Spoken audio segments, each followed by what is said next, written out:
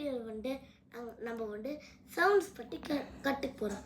அடுத்து M6 ஒரு transparent sheet, அப்புறமா கொஞ்சம் தெர்மோகோல் பால்ஸ், அப்புறமா ஒரு பவுல் அதில் நான் வந்து டிரான்ஸ்பரண்ட் ஷீட்டை இப்படி வச்சு நான் இப்படி பண்ணி வச்சுருக்கிறேன்.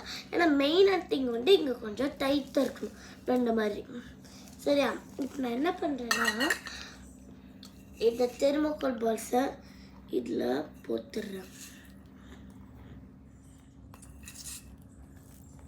நான் வந்து எனக்கு ஒரு பிடிச்ச சவுண்டை தர போகிறேன், பண்ணி பார்க்கலாமா?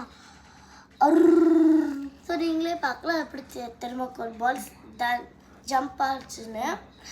அது எப்படி ஜம்ப் ஆச்சுன்னா வைப்ரேஷனால என்னன்னா நான் பக்கத்து போய் அருன்னு பண்ணேன்னா வந்து ஏர் மாலிகூல்ஸ் ஒன்றுக்கு ஒன்றா மோடி இல்லை இந்த டிரான்ஸ்பரண்ட் ஸ்டேட்டில் வந்து படுது.